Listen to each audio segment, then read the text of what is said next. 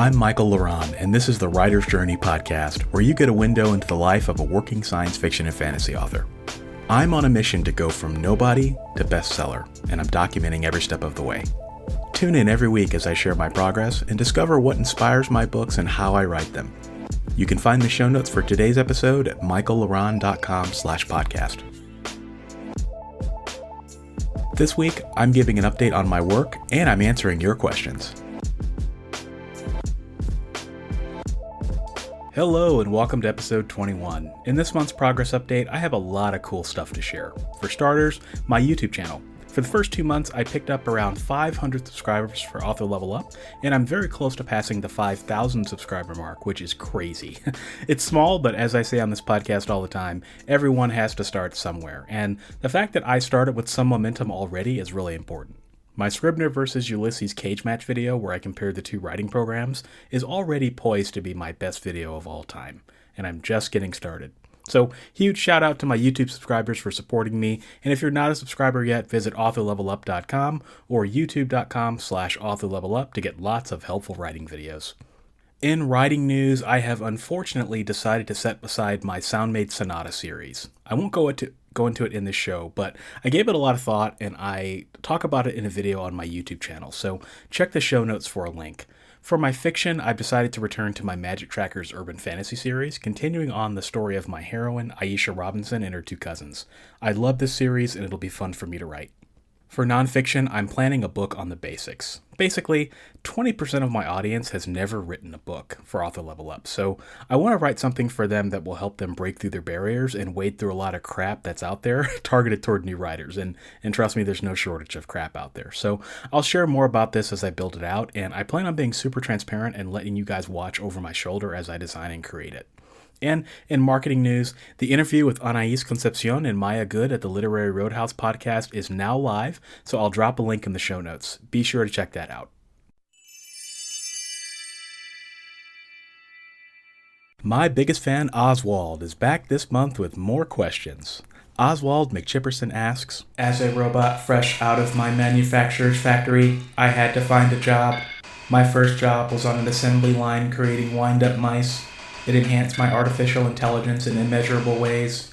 Tell me, Michael, what was your first job?" Great question, Oswald. My stepdad is a barber, and for a time he ran a barber college. You could go there and get cheap haircuts because the barbers there were still learning their craft. Because it was a school, my dad ran things on a tight budget. Instead of an allowance, my dad paid me to go to his school every other weekend to clean up the place. I swept all the hair off the floor, vacuumed, cleaned the bathrooms, washed all the sinks, and mopped. I usually did it on a Sunday afternoon, and it was quiet, solitary work. That job taught me a lot, and it was easy money. Time for the next question.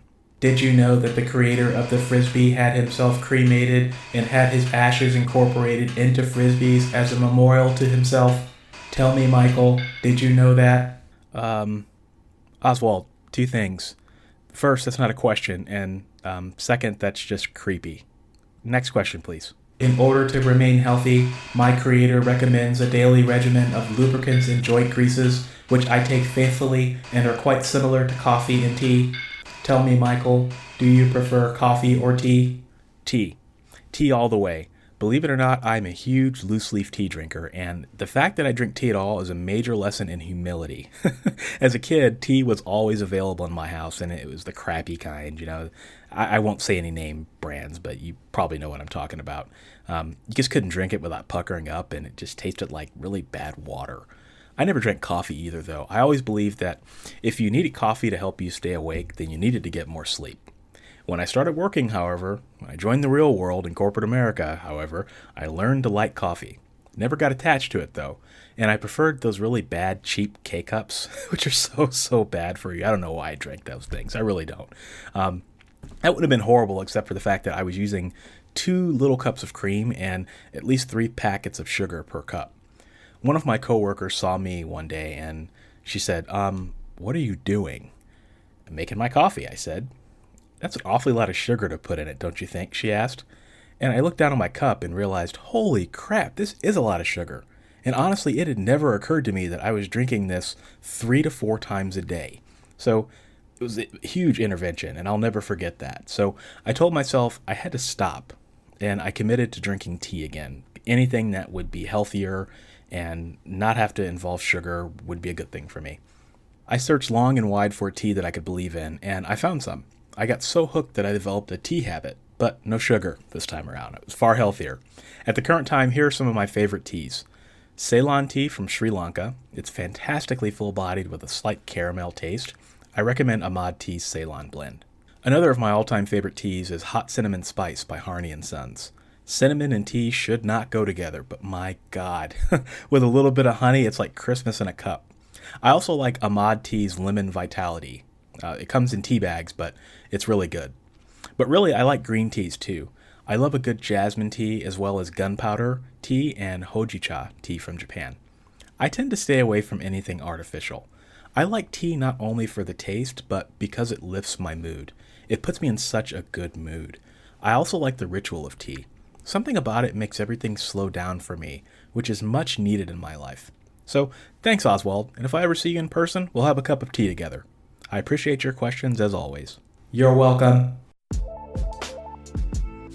Thanks for joining me this week. If you enjoyed the show, here are a couple ways to help a brother out. If you're listening to this on Anchor, favorite the show. If you're listening to this on a podcast app, do me a favor and write me a review and share it with your friends. You can of course visit my website and learn more about my work at michaellaron.com. If you have a question, send me a voice message on Anchor and you just might hear it on the show. Next week, I'll be talking about the writing life. Until then, I leave you with a quote.